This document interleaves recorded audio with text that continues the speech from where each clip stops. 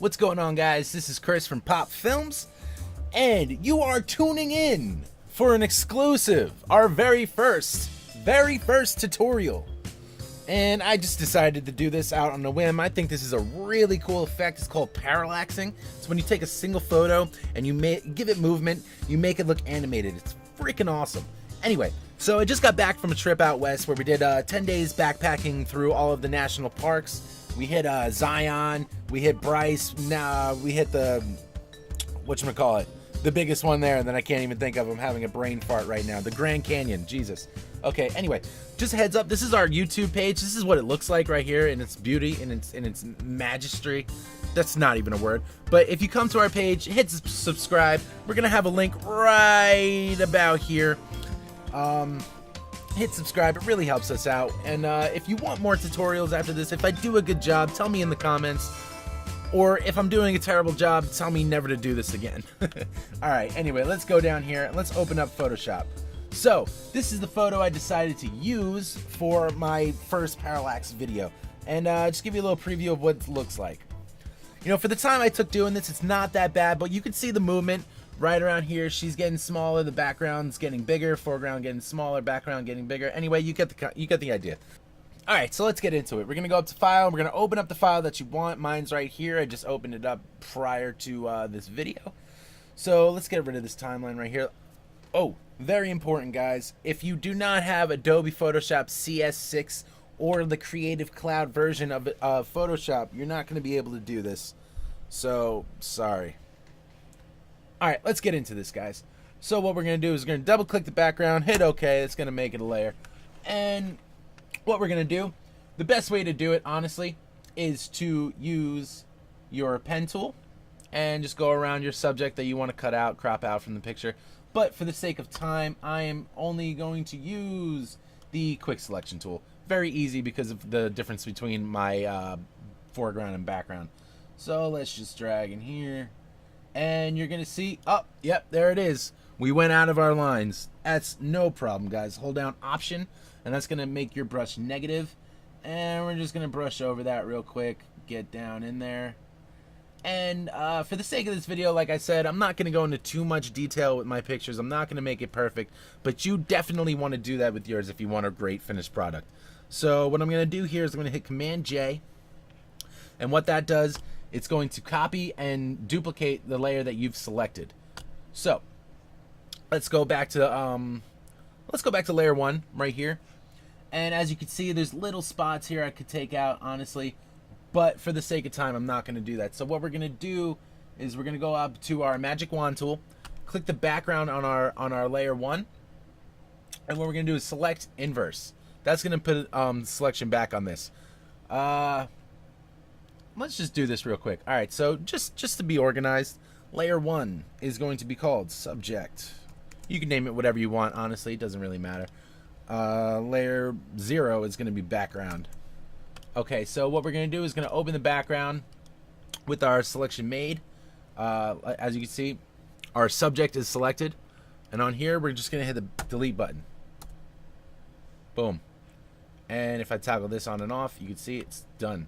So with it still selected, we're gonna go up to Edit, Fill, and make sure the use says Content Aware. Make sure everything else is just normal, 100%. That's all good. We're gonna hit OK, and we're gonna see how well it fills in the background without our foreground image in there. Now, with this type of photo right here, it's gonna be very difficult for Photoshop to fill in this space right here, because of all the intricate detail that's in it, but usually it does a fairly well job. It's actually one of the most astonishing things I've ever seen within Photoshop. But anyway, if we click off our subject layer, you see it did its best. I'm gonna hit Command D. It did its best to fill in the voided space that we had. So you see right here, there's a little bit of lines from your original picture.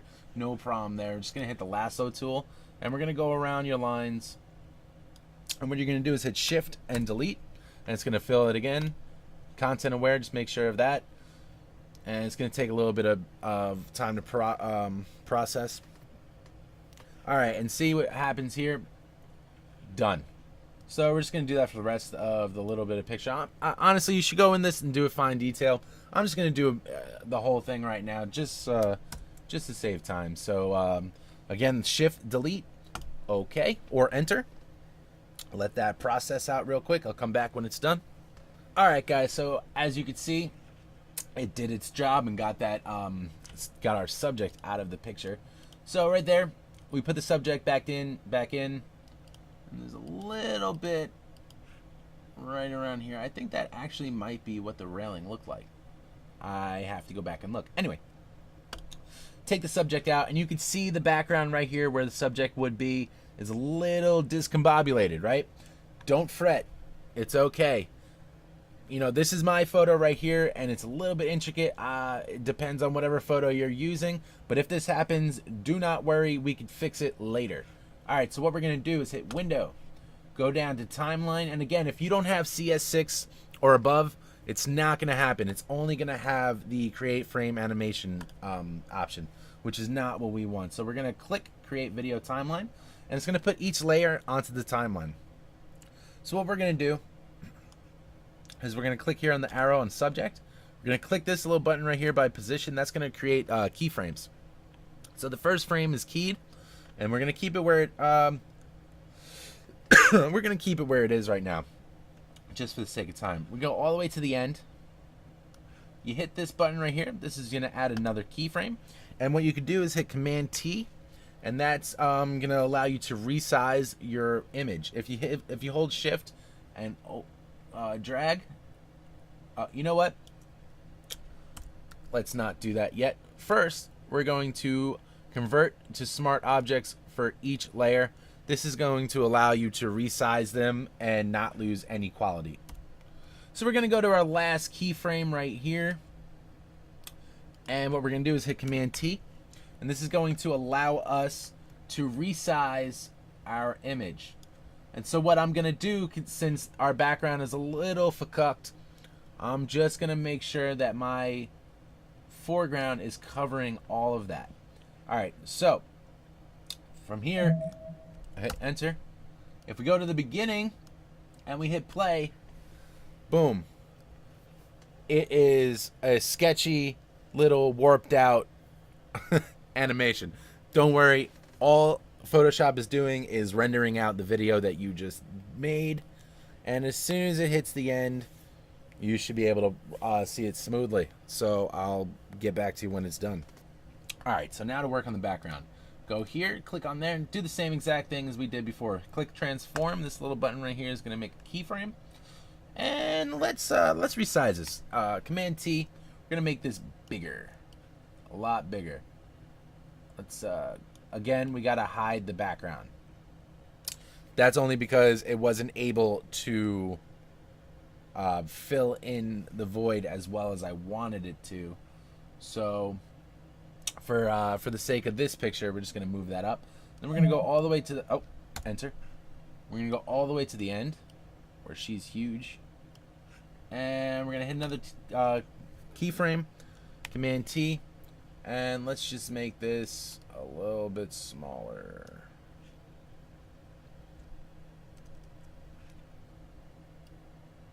Fit the frame. Hit enter, and this is what we have. And clearly this isn't going to look amazing because of the time I put into it.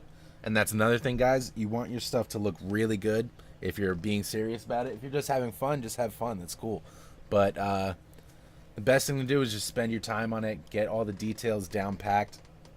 Play around with it. You don't only have to do sizing or anything like that. Like with subject, I can move. Oh, let me click V. I can move her wherever I want, you know. I can have her here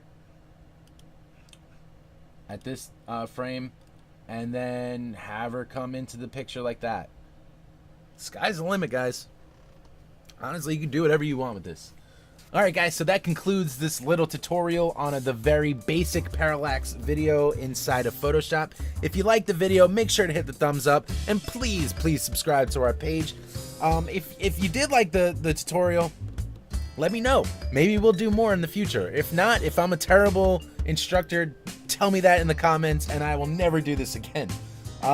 If you have any more questions about the video, anything in regards to parallaxing, just comment it down below, and we'll make sure to get back to you guys. All right, this is Chris from Pop Films, and I'm out.